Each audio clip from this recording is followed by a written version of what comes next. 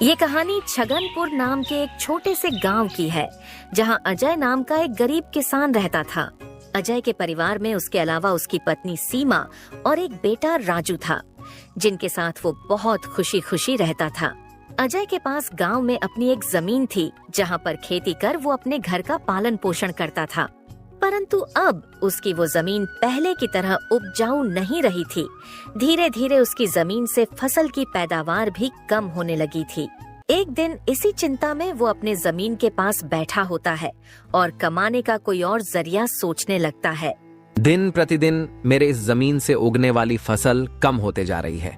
लगता है मुझे अब कोई दूसरी जमीन लेकर काम करना होगा, या तो कोई और जरिया ढूंढना होगा कमाने का। पर अब मैं इस जमीन के भरोसे नहीं रह सकता हूँ। चलो एक बार चल के सीमा से राय लेकर देखता हूँ वो क्या कहती है इस बारे में। अजय तुरंत खेत से अपने घर की तरफ चल पड़ता है। घर पहुंचकर वो सबसे पहले अपनी पत्नी सीमा को आवाज लगाता है। सीमा जरा यहाँ आना, तो तुमसे एक जरूरी बात करनी है। अजय की आवाज सुनकर सीमा वहाँ आ जाती है। बोलिए, आपने मुझे बुलाया क्या? हाँ सीमा, मुझे तुमसे एक जरूरी विषय पर बात करनी है और तुम्हारी राय जाननी है। हाँ बोलिए, क्या बात है? सीमा, तुम तो जानती हो हमारी जमीन अब पहले की तरह इतनी उपजाऊ नहीं रही है, और अगर मैं ज्यादा खाद वगैरह डालने की कोशिश करूंगा तो कहीं उसकी मिट्टी और खराब ना हो जाए। इसलिए सोच रहा हूं कि कुछ समय के लिए उस जमीन पर खेती करना छोड़ दूं। हर साल थोड़ी थोड़ी खाद उसमें डालता रहूंगा, जिससे कुछ सालों बाद वो पहले की तरह उपजाऊ हो जाएगी। फिर उसमें खेती करना शुरू कर दूंगा। हाँ, ये ठीक रहेगा। इससे आपकी जमीन भी सही रहेगी और उसमें उगने वाली फसल भी। हाँ, पर तब तक मैं क्या करूं? क्योंकि मेरे पास दूसरी तो कोई जमीन नहीं है, तो घर का खर्च चलाने और राजू के पढ़ाई के लिए कहां से पैसे जुटा पाऊंगा। आप एक काम क्यों नहीं करते, एक बार जाकर गांव के जमींदार काका से मिल लीजिए। वो तो बहुत अच्छे और नेक दिल है, वो आपकी जरूर कोई मदद करेंगे। हाँ सीमा, ये ठीक रहेगा, क्योंकि काका अगर कोई नया काम भी करने बोलेंगे तो वो उसमें भी मेरी मदद कर देंगे। ठीक है सीमा, तो मैं कल सुबह सुबह ही काका से मिलने उनके घर चला जाऊंगा।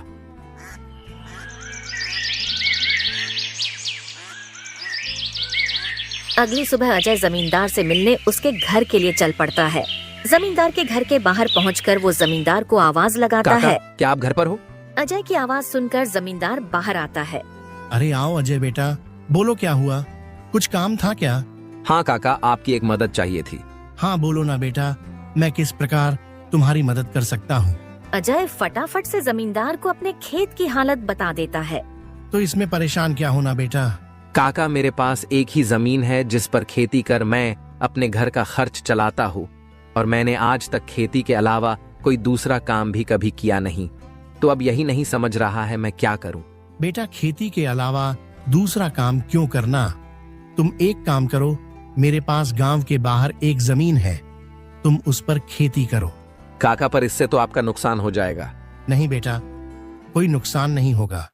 इसी बहाने तुम मेरी जमीन की देख रेख भी करोगे, क्योंकि अब तो मेरी उम्र भी हो गई है और मेरा बेटा भी शहर में रहता है, तो इससे तुम्हारा भी भला हो जाएगा और मेरी भी थोड़ी जिम्मेदारी कम रहेगी। ठीक है काका, अगर ऐसी बात है तो मैं कल से ही उस खेत पर काम करने चला जाऊंगा। अजय जमींदार को धन्यवाद कहकर वहाँ से अपने घर के लिए निकल जाता है।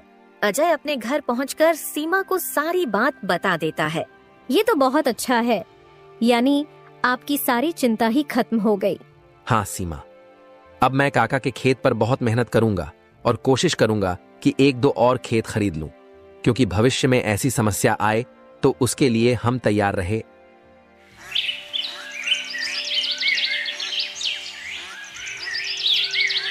अगली सुबह अजय जमींदार के खेत पर काम करने निकलने वाला होता है तो सोचता है, काका की जमीन गांव के बाहर है, तो शायद शाम को आते आते देर हो जाए, इसलिए सीमा को बोलकर जाता हूँ।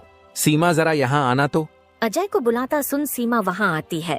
बोलिए, आपने बुलाया मुझे?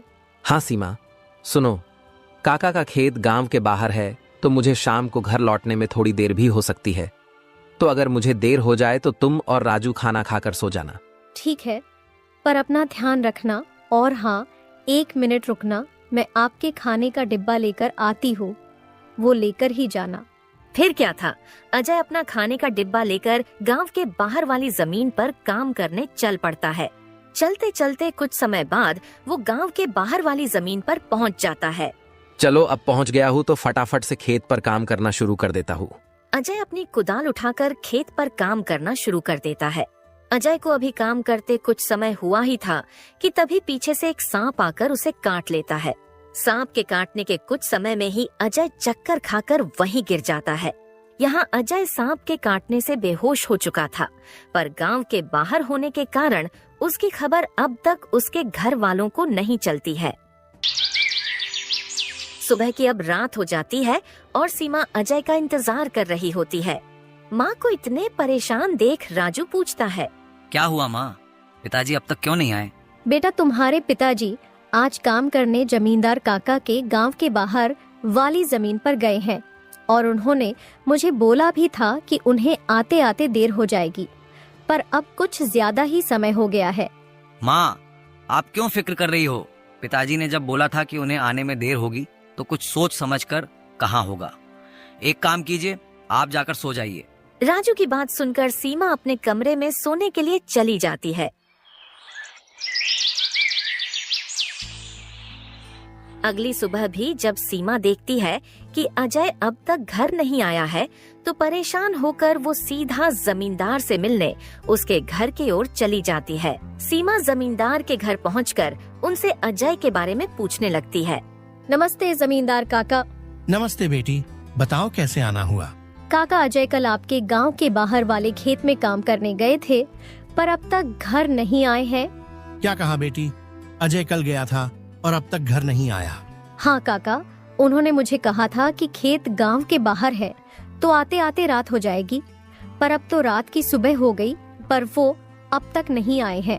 चिंता मत करो बेटी, मुझे थोड़ा समय दो, मैं अभी किसी को भेजकर पता लगाता हूँ कि अजय कहाँ है। जमींदार तुरंत अपने घर में काम करने वाले घनश्याम को अजय को देखने अपने खेत पर भेजता है। कुछ समय के बाद घनश्याम जमींदार के खेत पर पहुंच जाता है और वहां का दृश्य देखकर वो परेशान हो जाता है। ये क्या, अजय का तो पूरा शरीर नीला पड़ चुका है। मुझे लगता है इसे किसी सांप ने काटा है। मुझे तुरंत जमींदार जी को ये बात बतानी पड़ेगी। घनश्याम वहां से भागते भागते जमींदार के घर के लिए निकल जाता है। घनश्याम जैसे ही जमींदार के घर पहुंचता है, उसके कुछ कहने से पहले ही जमींदार उससे पूछने लगता है, क्या हुआ घनश्याम बेटा, तुम इतना दौड़ते हुए क्यों आए और क्या तुम्हें अजय मिला? घनश्याम जमींदार को सारी बात बता देता है जो उसने खेत में देखी थी। घनश्याम जब जमींदार को सारी बात बता रहा होता है, तभी वहाँ पास में खड़ी सीमा भी सारी बात सुन लेती है और रोने लगती है। घनश्याम, तुम सबसे पहले वैद्य जी को लेकर वहाँ पहुँचो, मैं सीमा बेटी को लेकर वहाँ आता हूँ। घनश्याम को वैद्य जी के पास भेजने के बाद जमींदार सीमा को समझाने लगता है। सीमा बेटी, पहले तो तुम रोना बंद करो और जल्दी से मेरे साथ चलो, क्योंकि तुम्हारे रोने से अजय ठीक नहीं होगा। फिर क्या था, जमींदार सीमा को लेकर अजय को देखने उसके खेत के तरफ निकल जाता है और घनश्याम वैद्य जी को लेने दूसरी तरफ निकल जाता है।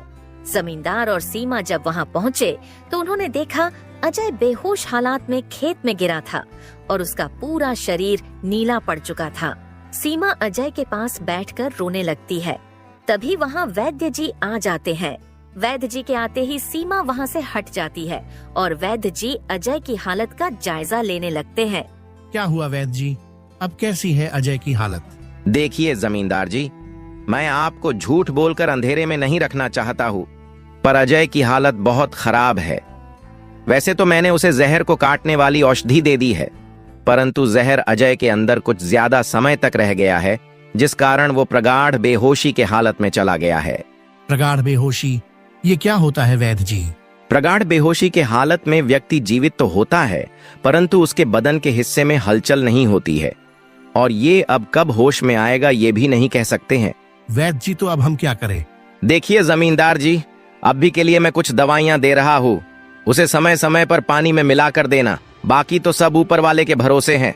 वैद्य अजय की हालत का जायजा लेकर और दवा देकर वहां से चले गए। फिर कुछ गांव वाले अजय को लाकर उसको उसके घर के बिस्तर पर लिटा देते हैं।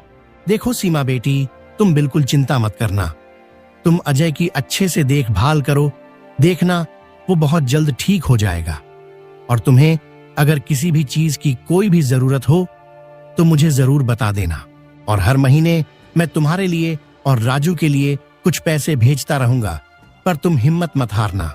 आपका बहुत बहुत धन्यवाद काका, आप हम लोगों की बहुत मदद कर रहे हो। जमींदार फिर वहाँ से सीमा को दिलासा देकर चले जाते हैं। जमींदार के जाने के बाद वहाँ राजू आ जाता है और अपने पिता की हालत देखकर सीमा से उसका कारण पूछने लगता है। माँ, ये पिताजी को क्या हुआ है? बेटा, तुम्हारे पिताजी को कल खेत में सांप ने काट लिया है, जिस कारण वो बेहोश हो गए हैं। माँ, तो पिताजी होश में कब आएंगे? बेटा, वैद्य जी ने कुछ दवाइयाँ दी हैं और उन्हें समय समय पर पिलाने कहा है। उन्होंने बोला कि उन दवाइयों से वो बहुत जल्द ठीक हो जाएंगे। पर माँ, पिताजी की ऐसी हालत है तो अब हमारे घर का खर्च कैसे चलेगा? बेटा, तुम उसकी चिंता मत करो, मैं हूँ ना, मैं सब संभाल लूंगी। नहीं माँ, आप क्या क्या करोगी? आप पिताजी का ध्यान रखोगी, आप घर संभालोगी कि घर का खर्च देखोगी? माँ, आप बस पिताजी का और घर का ध्यान रखो, मैं अब खेत पर काम करके घर का खर्च चलाऊंगा। राजू की ऐसी बातें सुन सीमा भावुक हो जाती है। नहीं बेटा, तुमको काम करने की कोई जरूरत नहीं है, मैं सब संभाल लूंगी। तुम बस अपने पढ़ाई का ध्यान रखो। तुम्हारे पिताजी का सपना है कि तुम बहुत बड़े अफसर बनो, और मैं तुम्हें वो बनाकर रहूंगी, भले उसके लिए मुझे कितनी भी मेहनत क्यों ना करनी पड़े। फिर सीमा राजू को वहाँ से पढ़ने भेज देती है। मुझे अब कुछ करना ही होगा, क्योंकि मैं अब अजय का ठीक होने का इंतजार तो नहीं कर सकती हूँ। मुझे अब खुद जाकर खेती करनी होगी, और हो सके तो कोई और काम भी देखना होगा। अगली सुबह सीमा सीधे जमींदार से मिलने पहुँच जाती है। नमस्ते जमींदार काका। नमस्ते बेटी, बताओ कैसे आना हुआ, और अजय की तबीयत अब कैसी है? काका, अजय की तबीयत फिलहाल तो वैसी ही है, और मुझे आपकी एक मदद चाहिए थी, इसीलिए मैं आपसे मिलने चली आई। हाँ, बोलो ना बेटी, मैं तुम्हारी किस प्रकार मदद कर सकता हूँ? काका, मैं चाहती हूँ कि जो जमीन आपने अजय को दी थी काम करने के लिए, आप मुझे उस पर काम करने की इजाजत दे दी, ताकि मैं उस पर काम करके अपने घर का खर्च और राजू की पढ़ाई करा सकूं। बेटी, पर तुम्हें वहाँ काम करने की कोई जरूरत नहीं है, मैं हूँ ना। मैं तुम्हारे घर के लिए जो भी खर्च लगेगा हर महीने भेज दिया करूँगा। नहीं काका, आपने अब तक हमारी बहुत मदद की है। अब आप बस मुझे आपके खेत में काम करने की इजाजत दे दीजिए। मैं अब खुद काम करके अपना घर चलाऊंगी और अपने बेटे को बड़ा अफसर बनाऊंगी। जमींदार सीमा को बहुत समझाने की कोशिश करता है, पर सीमा जमींदार की बात मानने तैयार नहीं थी। आखिर में सीमा की बातें सुनने के बाद जमींदार सोचने लगता है। मुझे लगता है सीमा मेरी बात नहीं मानेगी, पर अगर वो काम करने इतने दूर जाएगी तो वो अजय का ध्यान नहीं रख पाएगी। एक काम करता हूँ, मैं सीमा को मेरी गांव के अंदर वाली जमीन पर काम करने के लिए कह देता हूँ, ताकि वो खेतों पर काम भी कर सके और अपने घर का ध्यान भी रख सके। ठीक है सीमा बेटी, मैं तुम्हें अपने खेत पर काम करने की इजाजत तो दे सकता हूँ, पर तुम्हें मेरी एक बात माननी होगी। हाँ काका, बोलिए ना। बेटी, तुम्हें मेरे गांव के बाहर वाले खेत पर काम करने की कोई जरूरत नहीं है। मेरे पास तुम्हारे घर के नजदीक भी एक खेत है, तुम वहां काम कर सकती हो, ताकि तुम अपने घर का और अजय का दोनों को ख्याल रख पाओगी। काका, ये तो और भी अच्छा रहेगा, इससे तो मेरी बहुत मदद हो जाएगी। बेटी, पर एक छोटी सी समस्या है, वो खेत बाहर वाले खेत से थोड़ा छोटा है। हाँ तो कोई बात नहीं है काका, वो खेत मेरे घर से नजदीक है, वही बहुत बड़ी बात है। मैं खेत में काम करने के साथ साथ दूसरे के घर का काम भी करना शुरू कर दूंगी, ताकि उन पैसों से मैं राजू की पढ़ाई का खर्च निकाल सकूं। बेटी, पर तुम्हें इतना काम करने की क्या जरूरत है? काका, मुझे काम करना ही होगा। अजय का सपना था कि राजू पढ़ लिख कर बड़ा आदमी बने। अगर मैं मेहनत नहीं करूंगी तो उसका सपना अधूरा रह जाएगा। राजू की पढ़ाई के लिए और घर चलाने के लिए मुझे हर हाल में ये जिम्मेदारी उठानी पड़ेगी। जमींदार सीमा के संकल्प और साहस से भावुक हो जाते हैं। ठीक है बेटी, तुम्हारी मेहनत देखकर मुझे पूरा भरोसा है कि तुम जरूर सफल होगी। मैं तुम्हारी हर संभव मदद करूंगा। तुम कड़ी मेहनत करो, भगवान भी तुम्हारे साथ हैं। सीमा ने जमींदार के गांव के अंदर वाले खेत पर काम करना शुरू कर दिया। वह सुबह खेत पर काम करती और दोपहर के बाद गांव के घरों में सफाई और खाना बनाने जैसे छोटे मोटे काम करने जाती। धीरे धीरे सीमा की मेहनत रंग लाने लगी। खेत में अच्छी फसल हुई, जिससे उसका घर चलने लगा और जो पैसे वह दूसरों के घरों में काम करके कमाती थी, वह राजू की पढ़ाई में खर्च करने लगी। बेटा, मैं चाहती हूँ कि तुम मन लगाकर पढ़ाई करो। तुम्हारे पिताजी का सपना है कि तुम अफसर बनो। मैं तुम्हारे लिए हर मुश्किल को पार कर लूंगी। माँ, मैं कड़ी मेहनत करूंगा। एक दिन मैं पिताजी का सपना पूरा करके दिखाऊंगा। सीमा की मेहनत और त्याग से गांव के लोग भी प्रेरणा लेने लगे। उन्होंने देखा कि कैसे एक माँ अपने परिवार के लिए हर कठिनाई का सामना कर रही है। इसी बीच अजय की हालत धीरे धीरे सुधरने लगी। वैद्य जी की दवाओं और सीमा की देखभाल ने जहर का असर कम कर दिया। एक दिन अचानक अजय को होश आ गया। अजय को होश में आते देख सीमा बहुत खुश हो गई। अजय, तुम्हें होश आ गया। भगवान ने मेरी मेहनत और दुआएं सुन ली। सीमा, मैंने तुम्हें और राजू को बहुत परेशान किया। नहीं अजय, तुम हमारी ताकत हो। जब तक तुम ठीक हो रहे थे, मैंने हर जिम्मेदारी संभाली और देखो, अब सब कुछ ठीक हो रहा है। अजय धीरे धीरे पूरी तरह ठीक हो गया। उसने सीमा की मेहनत और त्याग देखकर प्रण लिया कि अब वह उसके साथ कंधे से कंधा मिलाकर परिवार को आगे बढ़ाएगा। राजू की पढ़ाई भी सफलतापूर्वक चलती रही और कुछ सालों बाद वह एक बड़ा अफसर बन गया।